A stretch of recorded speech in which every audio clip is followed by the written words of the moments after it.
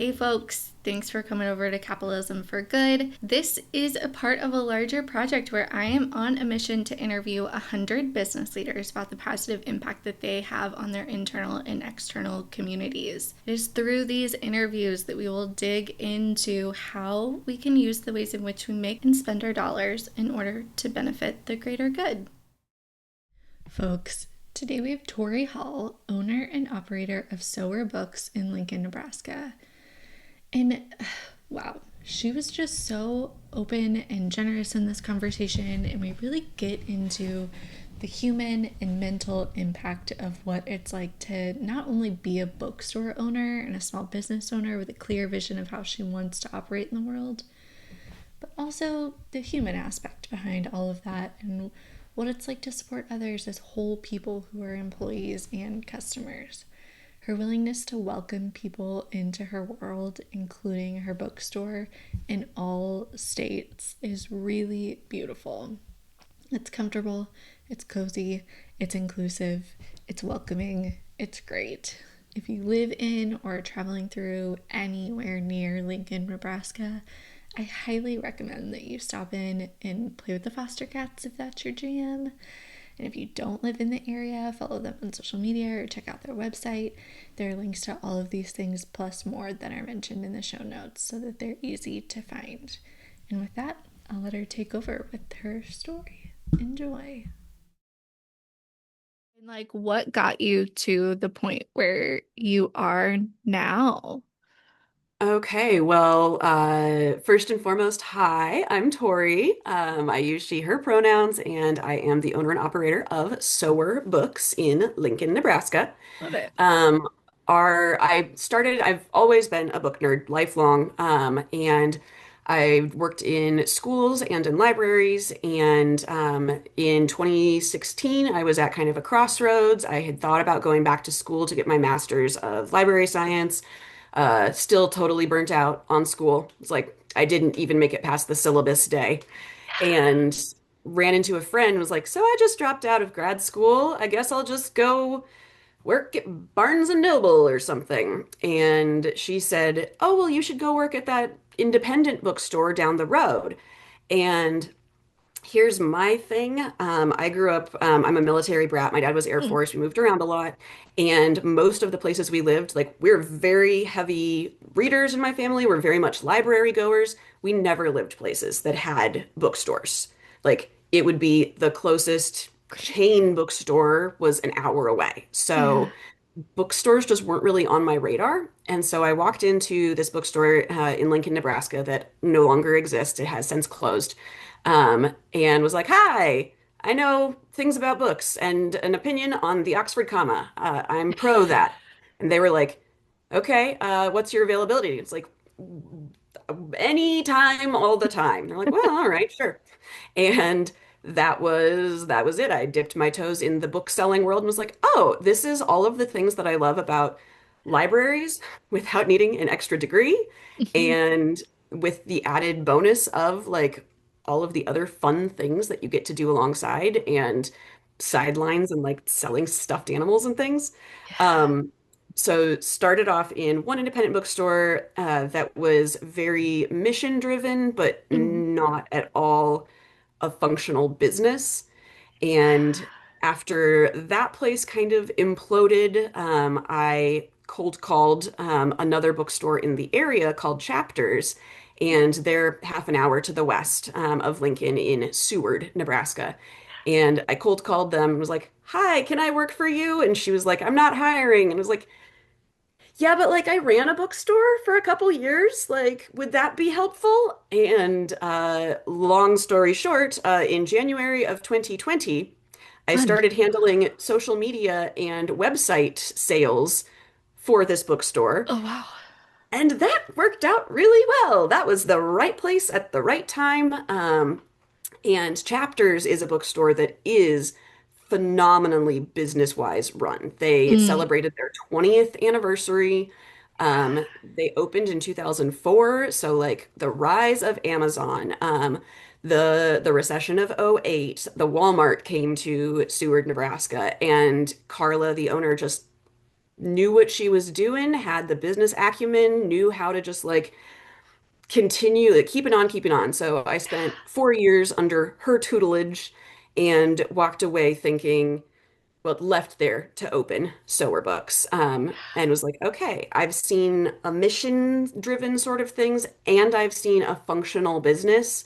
Yeah. And I think now I have enough of those background steps to be able to create my own spot in the world. And thus we have Sower Books. We describe Sower Books and like, what is that middle ground that you wanted to create there? What's that look like? I wanted that to be a business that runs functionally, so is able to Yeah. pay its bills, is able to pay its staff, but at the same time that the money is not the priority, but it's the thing that's going to enable us to do the next thing and to Mm. be able to give back. And so, Yeah. for instance, I saw the first bookstore that I worked at that was more mission driven. They were in a very busy, like downtown tourist centric environment. Mhm. And the idea was to get some of that money from the tourists and the visitors and like the bougie Right. people who are like out and about downtown and be able to put that back into the community. Yeah. And what I saw not happening, or what ended up happening instead, is that no one knew who we were. No one was out there making those, like, Yeah. come here, people, spend your money with us. So instead, we were just paying like exorbitant rent for a fancy space and making no sales. And then you can't put nothing back into the community. Yeah. So just that felt like I knew what the goal was, and the execution just was not working in the least. Yeah. And I think there's also something to be said for really owning your identity, Mm. putting your money where your mouth is, Yeah. and being very upfront with like, here are our values. And it helps then people self-select. I mean, first of all, Yeah. bookstore people are themselves a self-selected consumer base. Uh-huh. But if someone walks in and sees that we have, pride flags Mm. and knows right up front, if they have an issue with that or something, they tend to just take themselves out of that spot. Yeah. And like, okay, and now we're with our community members that we can really like hold togetherness with each other. That's such a great example of curating your community by just being like there's one way of doing it where you act your values, and there's another way of doing it. I was just talking to someone last night, and the example I thought of is like a bunch of people sitting in a boardroom being like, how one of our core values is going to be authenticity, and how are we going to curate our authenticity? And you're like, what? And but there's Just another gotta do the that's thing. a good example of being like, well, we're gonna act it, but we're also gonna like we're gonna show it. Here it is. Decide whether or not you want to come in. If you want to come in, we're gonna welcome you with open arms. Come on in, come on in. Hmm. But like here it is, and we're not gonna hide it. And whether it is like something with like a pride flag or just like accessibility in the way that like your store is set up or like whatever that is like, all right, here it is. Do you Hmm. do you like it or not? Right. Yeah. Both of those things, and having been in different communities as well, because, for instance, chapters in Seward, it's a smaller town. It has a religious college. It's just a little more straight-laced. And seeing, look, I think the both of us, who's on the right side of history as things are happening in our country, and being like, no, no, no, no, no, no. We don't, the bigots aren't the ones who I'm going to cater to. They're the bad guys. They're being the bad guys. I don't need to like tone down my inclusivity so that the bigots aren't upset. Like, no, I'm not going to bite my tongue on that. Like, you can go on and on about like the paradox of intolerance, but like, you're being intolerant, and so now I get to be intolerant of you. Mhm. The end. And if you want to be open-minded and you want to see what this side is like, come on over. Yeah, Come on. Would love to have you. absolutely. Would love Yeah. to have you. But if you don't like this, we're not changing. So, Yeah. sorry. Hmm. If you see a sign that says all are welcome and you feel unwelcome, It's on sweetie, that's a you problem. Hmm. you. You might want to sit with that. Yeah. And here's the thing too. I come from a background of being like a well-meaning but clueless white lady. Like Yep. I understand. And something that I really try to do in Sower and with our customer base and with my staff as well is being a spot that doesn't feel like really like aggressive about our mission, just more of like, yeah, like you said, here it is. Here's what we are. I don't necessarily have like an eat the rich flag up in the store, Yeah. but I do have a lot of like treat people kindly, like Yeah. take care of one another, community care, mutual aid, things that like, I mean, you can kind of extrapolate down the road of Right. eat the rich, but if you Hmm. are a Karen and you come in, you can choose to focus on the sweet, cute puzzles and whatever, and the adoptable cats that we have at the store. Yeah. And hopefully some of like our vibes will trickle down and you'll see, Yeah. oh, okay, look, there's this place I love to visit. It's so welcoming, it's so cozy. Um, oh, okay, well, maybe being an open-minded human being Mm. isn't because like the boogeyman is screaming insults in your face. Like maybe it's, oh, I should sit with this a little bit. I have a little discomfort in the way that I'm feeling about that. It's like we've got some couches. Feel free to sit with that feeling for a little bit. And if Yeah. you want to chat, I mean, I don't always have the spoons or the energy, but like I would be happy to. And there's also plenty of books that I could recommend that are Hmm. also a gentle. I wish we didn't have to do the hand holding in a Yeah. perfect world, but this is where we are. And Yeah. sometimes we do just have to kind of meet people where they're at, even if we are much further down the road. Yeah. Something that I've been thinking about in getting ready to talk to you, and also I just recently talked to a bookshop owner in Salt Lake City, Utah. Hmm. So who also has a very like inclusive, culture forward, friendly, like let's evolve as humans kind of Mhm. mentality.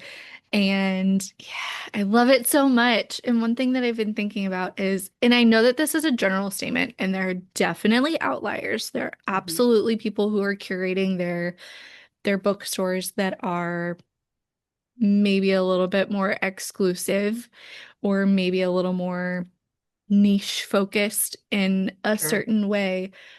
But that seems a little contradictory to me in that, like, if you're going to be a bookstore, at least my take and my mentality, my picture in my brain of it is like access to information and knowledge and world opening in the good, the bad, the gritty, the joyful, the all of the things, the pretty, the also the things that make you kind of cringe and like, ugh, I don't like remembering that part of our history. Hmm. But like it is all of those kinds of things. And so again, I imagine it's a little bit of like living your values. And like Hmm. if you're going to have an inclusive bookstore that's going to have all of these kinds of things, including the things that maybe we're not super proud of, Hmm. it's it, like again, that's a world opener in and of itself. Like to Hmm. come in, sit down, we don't have to talk about it. You can just browse around, but like open your brain a little bit Yep. of like all of the options out here and make some Hmm. decisions for yourself. I don't know what your take on that is. No, you're spot on. One of the things that I had someone ask me, I don't remember when this was, but I think it was early days, was something like, well, if you were to say that your store has a slant or a bias or whatever, Mm, like what would you say? And mm, my response was more along the lines of, I am someone who it has been very clueless and has had to had to start questioning at like honestly an older age than a lot of it. Like I will fully admit I got my undergrad degree and I don't feel like I opened my brain one bit to the world. Like I think I yeah. just was like, nah, I know I'm supposed to do this, so I'm going to do that and then move on with my life. But then especially for me, it was during the George Floyd protests Mm, that I started taking the step back and being like, okay, hang on. Like this isn't meshing with what I have always just been told slash assumed slash never questioned. Yeah. And so someone asking, what's my bias or what's my slant? I'm like, and I'm also a reader and a lifelong learner. I want to keep learning. Be like, Mhm.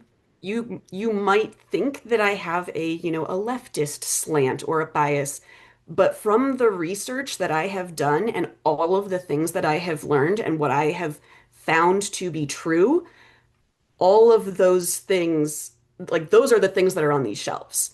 Yeah. They are what I have found to be most objectively the truth of the matter. Now, Mm. is there something else that might come out down the road, a different piece of history that we never knew? Sure, absolutely. And I'm willing to adjust my viewpoint accordingly with new information. Did you know you can do that? You can you Fun. can change your opinion when you learn something new? Yeah. Who knew? Yeah. Yeah. But be like, yeah, no, I've done a lot of work and a lot of unpacking, and it has not been comfortable a lot of the time. Right. But here's the result of this work. And if you want me to help you understand some of these things, these are the resources that helped me understand all of this as well.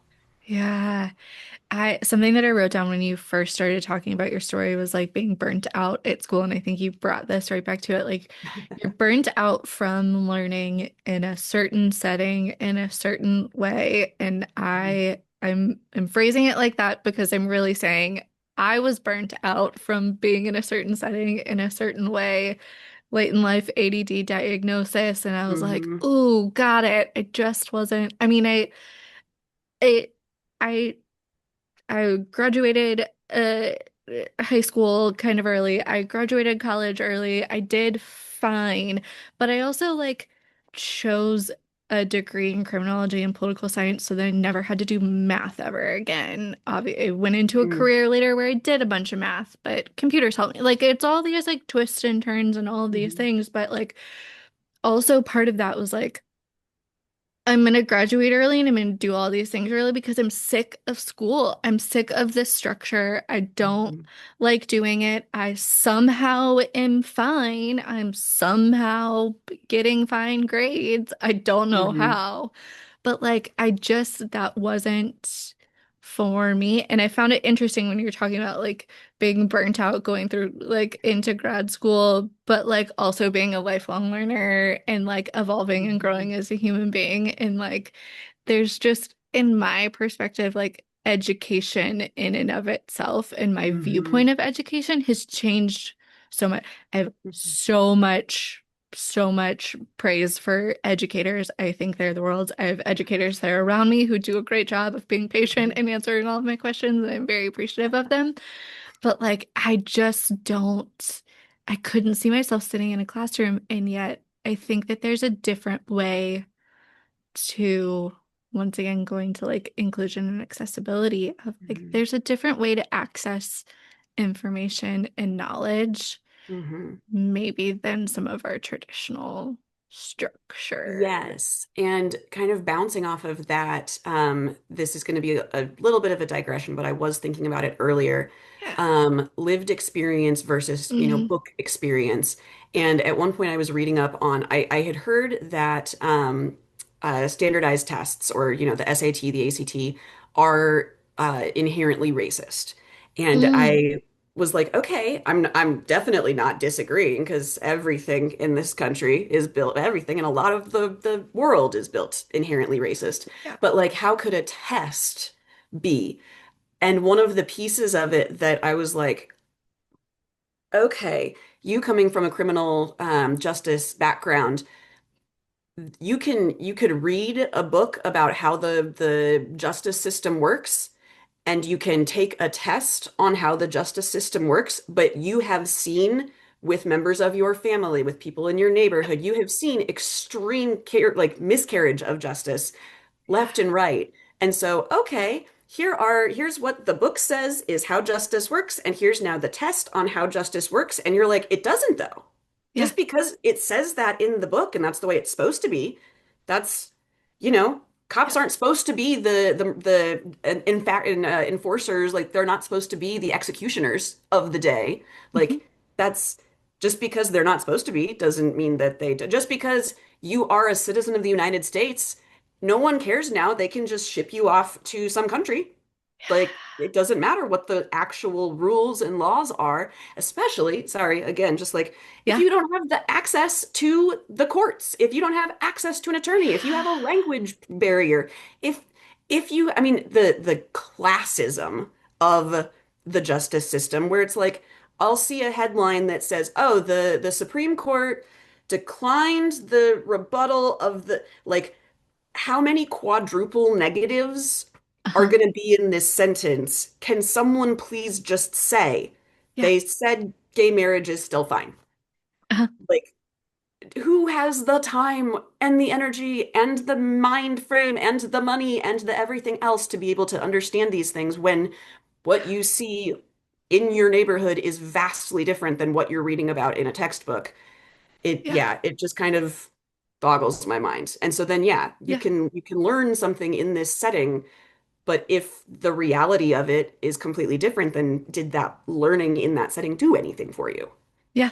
And at the Or is end it of the just day, perpetuating? yeah. At the end of the day, did not use my criminology degree, did not use my political science degree. In fact, went Hmm. into fundraising at nonprofits and started writing grants and became a volunteer coordinator. And then went into research development and Hmm. like managing programs. Nothing like it. But specifically because I was like, once I started shadowing judges and lawyers and watching, I Hmm. was like, oh, this, I want to help people and I want to change the world. And you're not doing that. So Hmm. I don't want to do this anymore. Yeah. That um I don't know if you ever, my husband is a big football guy. There was the show Mhm. The League several years ago about fantasy football, and I Okay, had I watched haven't it watched at it, the but time. interesting. It definitely did not age well. The very first episode, I think two of the guys in their football league are in law. I think one of them's like a public defender or something or other. Yeah, And the very first episode of this show, they are, debating. They're trying to get, his guy off or, indicted or whatever. And yeah, they're trading it based on their fantasy bets. And like, I'll give you, this pick if you'll give him like, a year less or whatever. And at the time, I was like, yeah. And then like, uh-huh. this is horrific. Yep, This is someone's life on the line. Like, what's going to happen to their family? What's going to happen to yeah, like, what? yeah, And yeah, I kind of feel like you might have not, to that extent, but where it's like, oh, this is who's making the rules? yeah, But you're not, no, no. Who said you could do that? You can't. yeah, yeah, yeah, Yeah. yeah. Do Changing the you, world outside the auspices of, or outside the confines of what we have like deemed to be like ethical or moral or what have you. yeah. Do you think it's that part of your personality that in like catching those injustices or catching those even elements, maybe not to the extreme of our justice system, but Hmm. in the different ways that you can run a business? Like you said, you saw these two different worlds, these two different examples, and you were like, great, great, great. You all have pros, you all have cons. I'm going to do it a different way because I see a different middle ground here. Like, has that always been a little bit of your personality of like, I see a different Um, end game here? it has, I will say that it has shifted dramatically. Okay. Starting with again like 2020. Um, and I was in the middle of a really, really deep depression, and Mm. it felt like, I don't know, seeing how everything is intersectional, obviously.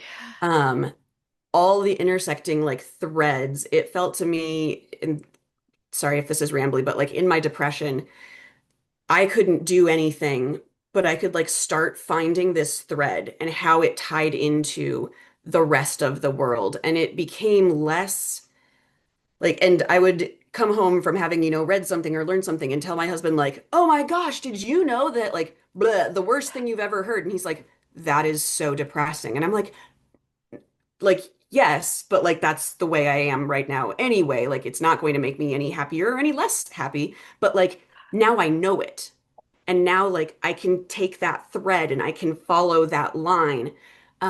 And so, bless him, my golden retriever of a husband who's like, oh, that makes me feel bad. And I'm like, no, I already feel that way. It's fine. Like, I'll just keep going down this like depressing rabbit hole because like, what else am I going to Yeah. do?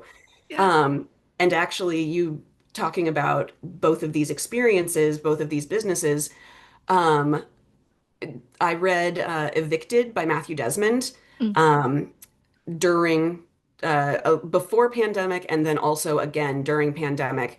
And the shift had happened to where the first time that I read Evicted, and it's fabulous. If you haven't read it, Yeah. so good. Poverty and Profit in Minneapolis, nope, the city in Wisconsin, Milwaukee, I Milwaukee. would say. Yeah. Yeah. I read it the first time and I was like, wow, because it's about like landlords and renters Yeah. and how the systems do or don't work and how they're gamified and how they're taken advantage of and where these loopholes are. And I read it and my takeaway the first time was there's not really any good guys in this story. Like the Yeah. landlords are slumlords. The tenants, yeah, they've got a deck of cards stacked against them, but they're also not making the greatest of choices. And when I reread it, post 2020, I was like, okay, yes, maybe the tenants aren't making the best choices, but honestly, what other choices did they have? Like where Yeah. I'm like, I had read it thinking like, well, they could have done that differently. I'm like, but really? Could they have passed Tory? Or are you just like projecting your Yeah. own happy sunshine and butterflies? And then the landlords Yeah. who are oh no, they have to fly back early from their Bahamas vacation because, there was a fire in an apartment building that they were mismanaging and charging tenants through the roof for and then evicting people like every other week anyway. Oh no, their vacation was ruined. And I was like, they're they're the bad guys. They're the bad, Yeah. like neither side. No, there's one side who's wearing a Rolex, and there's a single mom trying to feed her four kids. The person with the Rolex while children are starving, that is a problem. Yeah. And then I started seeing that I mean, not even corporate, but like in some small businesses that like where, my boss has a luxury car Mm. and I am driving and I love my car, don't get me wrong, but my Right. 2008 Kia Spectra hatchback with 240,000 miles, Yeah. um, and I'm getting paid basically minimum wage. Like, Right. why do you have, an Audi and you're still paying me like $10 an hour? Like Yeah. a little bit of that, like, and I'm like looking up, how much would this vehicle have cost? I'm like, that's, like a year's salary for me. Yeah. Cool, Yeah. Yeah. cool. Yeah. Do you need that nice of a car or could you? Uh-huh. And so what I've been trying to do, and you did say at one point in our itinerary to like talk about other businesses or leaders that you Yeah. want to emulate. The Peach Fuzz is Yeah. this like very goofy brand. They do stickers and accessories. I'm obsessed with their claw clips that come in like just the most ridiculous designs. There's one that's a rat on a piece of pizza. Yeah. And they're so cute, but they just posted um, that they were posting, it was like a transparency post of like, here's what, we're making in a year. And I like divided that out between my staff. Like everyone got a bonus to like recompense. Yeah. You were the ones, we were all doing the work. I shouldn't have the lion's share of the profits because I'm the owner, like F that. Like, no, the people who are also on my team are also working. Like, they need some of that too. Yeah. Redistribution, I guess, is the phrase Hmm. that they had used. And I was like, yes, Yeah. yes. Like if we have a really good year, I have not done it as often as I would like because I've just been kind of on the treadmill running to stand Right. still at any given point, which is a Yeah. great problem to have as a small business owner. Wow, there's a lot happening. I'm just trying to keep up. Yeah. But paying out bonuses when like we had a huge, birthday party and everyone was working like dawn to dusk and everyone did a freaking fantastic job. And there's absolutely no way that I could Yeah. have done it without them. And so, you know, I'm not the one who should be keeping the like that is going out to the people. And I mean, this might sound wild, but like if you can pay people fairly or at least like more equitably, then they're probably going to want to work for you like more or harder or work with you, Hmm. like have more of that ownership. Oh, like, and it's not even, it's going to say like, oh, commission, like it's not a commission. Like we're all Yeah. part of the group in this space. And when we're all putting in our energy and our care, then we're all going to do better and all of our customers are going to care more about us and are all going to want to continue supporting our business and seeing from that example and supporting other small businesses, blah, blah, blah, blah, blah. Yeah. How have you seen that play out in adopting that kind of a philosophy in terms of your stability and your employees and satisfaction, all that stuff? Hmm. Um, Give me a second to think on that one. Yeah. Um, it definitely, one of the things that I just kind of talking about that putting your money where your mouth is, um, people see, our customers see that, Mm. you know, we might be a small business, but we're really trying to give back and to do well on Yeah. behalf of others, even when we don't have very much to give. Yeah. And then that becomes this like wonderful ripple effect of, oh, well, you know, this bookstore can't do a ton, but they did donate, you know, a $10 gift card to my kids', you know, softball fundraiser or whatever. And like, they didn't have to do that. That was really nice of them. Like, Yeah. I'm going to remember that this space seems like a good, decent group of human beings and come back here for Christmas shopping. Yeah. And then same like with my staff. I sent out a text because this is I my normal depression, my years long depression. Then there's the seasonal stuff, and so like Right. seasonally, I'm like, and so I did send out a message the other day just in the staff chat where I was like, hey, it's for a lot of us, it's bad brain season. Mm. And if like, and I don't want you to worry about like, oh my God, I have to work my shift, either for like the responsibility aspect of it, or if it's the money aspect, I need this Yeah. money on the shift. But I'm like, if you are having a day where it would be better for you as a human being to be at home, just let me know. Like, just send it out in the group chat. Someone can pick up those hours, I'm sure. And like, and you know, if push comes to shove, the bookstore is not like there's no one's life is at stake here. If we Mm. have to close early one day because everyone's having a bad day and we're all just done with it, it Yeah. happens. We put up a sign and we go home and we take a nap and then we try again tomorrow. Yeah. Yeah. I I wonder if it again, I'll just start with myself here and that I experience and I relate to some of like in my case the depression comes in these phases of world opening sometimes of like, oh, I'm seeing things in the people around me that I hadn't noticed before. Mhm. So working in research, vaccine, and therapeutic development throughout the pandemic was tough to see people around me have opinions and thoughts about what was happening in the world and have those be reflected on me working my butt off, working Mhm. 7 days a week, putting in all of these hours, which is that's its own thing that I had to Yeah. tackle.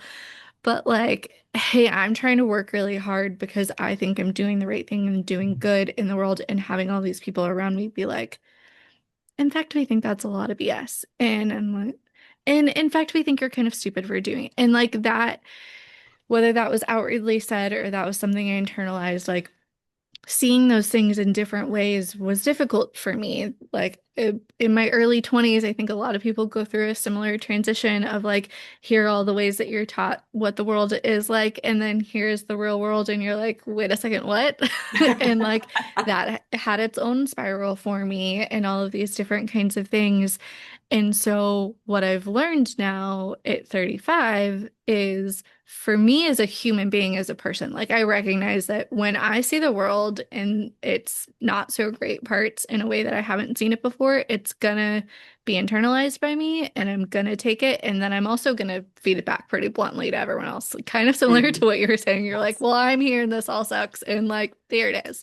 Mhm. Um, But one of the things that I've learned that has been so great for me as a human to overcome that is like, all right, how can I channel this for good? How can I take the skills and the things that I've done and the knowledge that I have, and how can I incorporate community givebacks, and how can I uplift the people around me? Even just a very real world example with you, Tori, is I found you through Instagram because I was very frustrated with what was happening with our government and what was happening with people who receive SNAP benefits, and also a million other people being struggling in the world, people being furloughed, the what's happening in biotech and research, like all over education, you name it. I'm mad. I'm also frustrated by social media. I don't understand it a lot. What do I end up doing? I end up somehow finding a way to just search and get served and liking and sharing companies that are doing community givebacks, that are helping and supporting their people. And all of a sudden, it clicked for me what an algorithm is. And all of a sudden, I'm getting positive feedback. And now I'm getting connected to people like you. And I'm learning about the ways in which you're incorporating those things into your businesses and all of these things. And like, that just like element of like, let me find the good and let me ride that wave and Hmm. like really focus that way helps me as a human move past that depression wave of like, oh, the world sucks in a lot of ways. I Hmm. don't know if you It's relate to no, that. it's very much the Mr. Rogers look for the helpers. And the more, without sounding like super schmaltzy, cheesy, like the more positivity that you put out, and of course, yeah, this sounds like a, a throw pillow or something, but like the good feeds the good. Yeah. And something that's been really interesting in the bookstore has been making that community with the day that the election was decided, I posted basically like, wow, um, if you want to come and just like chill, Mm. I'm bringing some extra blankets to the store today if you want to just cozy up on a couch. And like, I don't have a plan right now, but like woof. And at least we have each other also looking around going, what the F just happened? And once there's a group of people there, it becomes so much easier to, okay, like we can, misery loves company, have our like collective despairing day, and Yeah. then like, all right, what's the next step? Like, get back on the horse. And now I've made another friend who's like, what is the state of the world? And I'm like, yeah, no, bro, I know. Come along. We're gonna do a food drive. We're gonna have menstrual products. We're gonna, whatever it is. Or, you know what? We've got some kitties here. Have a bad day and snuggle a kitty, and then that will give you the serotonin to get to tomorrow where we can talk about doing the next step. So being Yeah. able to commiserate, um, and like have those feels and then say, okay, well now we're bonded, we're trauma bonded, Yeah. and what are we gonna do moving forward? Yeah. Tell me about the cats. Tell me about the cats and how did that come about? So shout out to my friend Holly at Lockport, or Lock City Books in Lockport, New York, Western New York. She has, for many years, partnered with her local cat rescue and features adoptable cats at the store, and gives them that visibility. And they have a like reading with the cats program where kids can come in and practice their reading fluency. And I knew I am a very enthusiastic cat mom. I have two babies, and they are the light in my stars. And I knew that like if I was going to have my own business, it was going to have a cat. Yeah. And then I saw Holly's model, and I messaged her, and I was like, give me all the deets. How did you Yeah. talk to your landlord about it? How did you make this connection with the Yeah. rescue? I'm gonna be scooping a litter box one way or the other. So this way I get to meet more cats. It's not just the one cat, it's all the kitties. And Yeah. we keep them in an enclosed, they call it the purple cat cave, Okay. enclosed space so that it is for accessibility, Yeah. allergies. It's more contained than if they were just roaming the store. Yeah. And we are their foster home. They live with us in this room, and get all of their visitors. And the rescue that we work with handles the vet visits. They handle all of the adoption paperwork and everything. All we have to do is just love on the kitties and scoop their poops.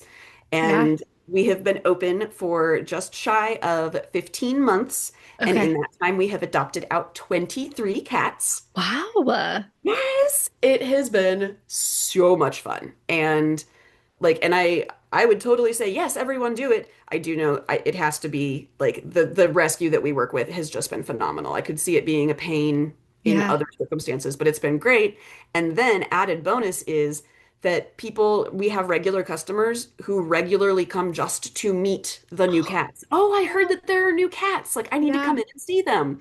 And Yeah. so that just becomes this, every Yeah. couple of weeks, lather, rinse, repeat. Maybe they don't buy anything and that's fine, but maybe they do and that's also great. Yeah. Yeah, I love it. Before you partnered with the animal rescue, had you adopted some of those partnerships with other, whether it's a nonprofit or other businesses in town, or was that your first like true foray into that? I would say that was probably the most directed and most Sower books specific rather than just like myself as a human going to Yeah. volunteering activities. Uh, and well, I guess we could say that if you don't know where to start in Yeah. volunteerism or in community, find the thing that you like. Like if you want to Yeah. hang out with cats, like go volunteer at the cat shelter or do a fundraiser for them or what have you, or just take them a donation. It doesn't have to be like, handing out food at the soup kitchen if that sounds too intense or intimidating or whatever. Like go with the way that is going to be fun for you. Because like I have a very silly theory, and I'm also not a philosopher, so probably like Archimedes said this in BC 10,000, who knows? Yeah. But my theory is that the warm fuzzies that we get from doing good and helping others is an evolutionary nudge Ooh. to continue doing better. Because people Yeah. will say, like, there's no true altruism because, like, you're always going to get the warm fuzzies. I'm like, but what if the warm fuzzies, hear me out, Yeah. are to keep us doing those things, huh? Like if you Yeah. feel really good when you're nice to people, then let's just keep being nice to people. Yeah. Yeah.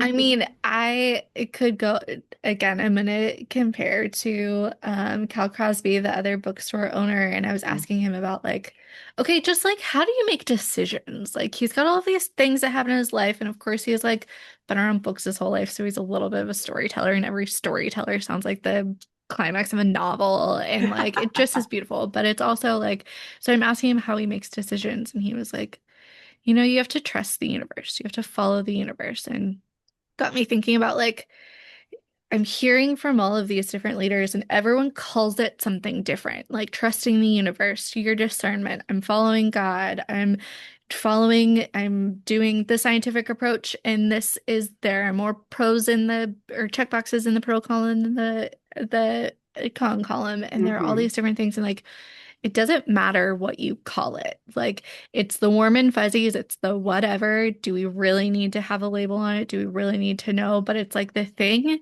that just is inside you or outside, Hmm. whatever happens in your brain that says, this is the right decision. Hmm. Like, trust that. And it could be the evolutionary thing, it could be your internal thing, it could be the universe, it could be time travel. I don't know. Does it Hmm. matter? Right. If the end result is we're working to make the world a better place, then like, yeah, exactly. Call it what you want, babe. Yeah. Okay, the another thing that I was thinking of when you were talking, when you were like, okay, find your skill. If you don't know where to start, find your skills. And it can be at the shelter, it can be at the book drive, it can be helping at schools, whatever it Mhm. is. It reminded me also when you were talking about like commission versus bonuses and like giving back to your staff in that kind of a way. And like again, from a business owner, from a leader perspective, we all have different skill sets. And some Mhm. people are going to be better with the cats and scooping the poop, and some people are going to be better at talking to the customers and hand selling things, Mhm. and some people are going to be better at restocking shelves, and some people are going to be better at scheduling. And it takes all of those kinds of things in the same way it Hmm. takes all of the different kinds of volunteers Yep. to make things go. And so, like, sure, commission might work well for your sales team or might work well for your whatever situation. But also, if Hmm. you're going to zoom out a little bit, like, there's value in all people and all personalities and all skill sets. And Hmm. I, I, I think that's a cool approach that you have of like, well, we're just gonna spread the bonus out because it takes everyone. Hey, Hmm. you're having a bad brain day, like put it in the group chat. And maybe someone's having a great brain day that day, and they're like, you Hmm. know what? I want that extra money in my paycheck, and I also have time, and I don't have any plans, and I will be there. And I also maybe selfishly am like, well, tomorrow I might have a bad brain day, and maybe you can scratch my back that day. And like, Hmm. there's not, I don't I don't think there's anything selfish in being like, also part of if I'm going to help you out right now, like maybe you'll help me out tomorrow. Like, I think Hmm. that's a little bit of being a good neighbor. I don't know. Yeah. Um, I right now my best friend is living I have now two friends that have moved states to come be here in community and work at the store. So if this turns into just like, the Sower Books cult, like, well, we need more female cult leaders anyway. So, breaking the glass cult ceiling. Yeah. And he Cults for also good. Yes, we can do it. Um, he also has a bad brain, and even just in the couple of months that he's been here in town, there have been days where I'm not doing great, and he is picking me up off the floor, and there are days when he's not doing great, and I'm like, here, please eat some food, put some Yeah. water in your body, Yeah. and Robin Wall Kimmerer, all flourishing is mutual. We we all like it's all intersectional, it's all interconnected, whatever you want to call it, trusting the universe, you scratch my back, I'll scratch Yeah. yours. Like you you get what you put into it's garbage in, garbage out in terms of like accounting. Like if you're putting bad crap out into the world, don't be surprised when it like continues coming back bad. But if you're putting helpful vibes out into the world, then people will see that and then the universe will provide or what have you. It's just going to, yeah, positive feedback cycle. Yeah. In the back of my mind, I'm trying to like take the perspective of someone who has maybe an opposite philosophy of you in terms of like business leaders and like kind of the old school, more buttoned ups. And I say all these terms, like the stuffy descriptors of people who Hmm. are like, yeah, but it's also business and you have a job to do, and that is unacceptable for you to just like call in sick and say that you're not coming into work. Like, just suck it up, never take a day off, blah, blah, blah. Like, you shouldn't be treating your employees the same way you treat your friends. Like, whatever the judgment is from that, like, old school way. I've worked for so Hmm. many of those bosses. I've also worked for great ones, but I've worked for so many of those bosses in the world. And I myself had a little bit of that mentality of like, I'm gonna Hmm. run as fast as I can. I'm gonna do as much as I can. I'm gonna tackle as much as I can. And that's gonna be my marker of strength. Like for people who have that, what I'm gonna call that old school stuffy mentality, like what do you say to those based upon like your experiences being an owner and leader? Well, I think first and foremost, yeah, it's outdated because like that's just not the way the world works anymore. Like we're all Mhm. gonna die in the climate wars anyway in like 20 years. So what's a 401k?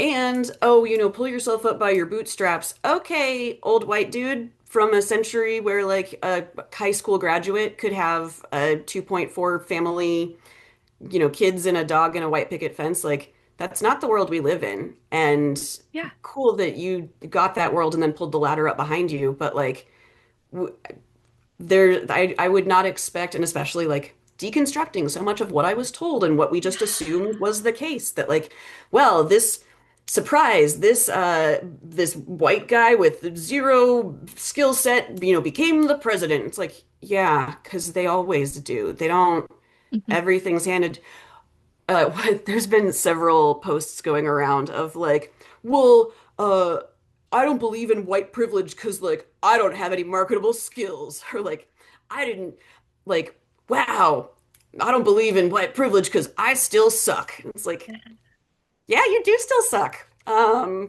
You wanna actually try like not having the world handed to you on a platter, um, and Yeah, I think most of it boils down to you can throw as many like silly businessy phrases at it, but like the fact of the matter is that like if I spend the day that I absolutely have to be in the office and have to work 9 to 5 and I just spend it like crying at my desk all day, are you really getting anything useful out of this employee? Or would this employee have had a much better day and probably come back to work tomorrow feeling a jillion times better? Like, yeah, zooming out, like you said, I think, yeah. Ugh, can't relate to that more. Can't relate to that more. Okay, you alluded to this earlier, and I am going to go back on my word when I said I don't think want things to be like, and my next thing is because here is my final question that I have for everyone. And I'm going to say it verbatim. But my last question that I have for everyone is who's another business and or leader that you see out there in the world that is doing things the right way? And it could be anyone, it could be Peach Fuzz, it could be a million people, it could be someone that you're a customer of that you think deserves a shout out. Oh, absolutely. So yeah, Peach Fuzz was the one that like in kind of a broader sense, I was like, oh, awesome. Yes. A Room of Their Own is Okay. a bookstore in Madison, Wisconsin. They are I knew of them through like all of their advocacy work, and they are worker owned, they are queer and trans owned, they are like so freaking gay and vibey, and I love it. And when I first went to their store, I was with my friend who is also like she's a little not quite as far in her journey from being like a well-meaning clueless white lady, Yeah. but like is still a little more clueless white lady. And as we were going into room, I said to her, like, based on what I'd seen from all their socials and whatever, I was like, okay, now they're very progressive. Like, it might be, there might be some stuff that, like, feels a little uncomfortable. Yeah. And we walked in and I was like, oh, what was I worried about? Like okay, yes, they've got quotes from like revolutionaries up on the walls, but they're quotes like, the function of freedom is to free someone else by Toni Mm. Morrison, or do the best you can until you know better, then do better. Like Yes. these things where it's not like the the famous Martin Luther King Jr. quote from a Birmingham jail of like the white people doing nothing, basically. Like Yeah. it's which is in and of itself such a powerful quote, but like it's if you are not ready to be confronting that, then that could potentially feel a little like, oh, well, I didn't particularly do the racism, but like Yeah. it's all these uplifting quotes and look at how the better world is coming as is. And so we Yeah. walked in there and yeah, my friend like gave me how simple of like a white lady do you think I am? And I was like, I didn't know that it was gonna be like so like positively vibey. Like I knew that they're on the same page as me for like, holy Yeah. crap, the world is the worst. But they're also like, holy crap, the world is the worst. Let's have a hug and like eat a piece of pizza and then like have a little dance party and Yeah. like to figure out what the joy is that's going to keep us going. So yeah, Room is just fan freaking tastic. Um, and I did realize I never actually even told you Yeah. the or not etymology, just why we're called Sower books. Yes, Um, please. yes. So, sci-fi visionary Octavia Butler wrote a book called Parable of the Sower. Yeah. She wrote it in the early 90s. It takes place in a dystopian near future that actually begins in the book in 2024. Christofascism is on the rise in the United States, and the world's on fire due to climate change, and everything's the worst. And I read it during pandemic, also at the God. time that a lot of my friends were starting to have babies. And it takes a village, and looking around at like, holy crap, this world is not working. And now what are we doing about it? And so I was seeing like, yes, like what she's saying is so uncomfortably prophetic, but the whole point is, and now what's the new world? This one is burning to the ground, and how are we going to take care of each other in the Yeah. new world that we create because this one didn't work at all? And then getting Mm. to be the auntie to all of my like little nibblings and helping all of my friends with families. And again, like all flourishing is mutual. And I want to help you raise your kids. I want to babysit for you. Like, I want to just come and like watch cartoons with the kids and keep them entertained so you can get your laundry done. Like Yes. that is what this world is meant to be. Like we have this horrible idea, especially in America, of like the rugged individualism and every man for Yeah. themselves. I'm like, there's no freaking way. Like no one ever got where they are from being just one single piece of the puzzle. Like Right? everyone needs everyone. Yeah. And then it works out really nicely that with Parable of the Sower, one of the symbols of Nebraska as a state is on our Capitol building, that's like 2 blocks that way, Oh, cool. is a statue of a sower. And it's, nod to the agriculture background of Nebraska. Yeah. And I'm an adoptive Nebraskan. I chose to make my home here and I love it here. The Yeah. Midwest, there's just something good about it. Uh-huh. And so I was like, oh my gosh, this book that's blowing my mind. And one of the main precepts in Parable of the Sower is the only constant is change, Yeah. and change yourself. Everything you touch, you change. Everything you change changes you. Yeah. And I'm like, no notes.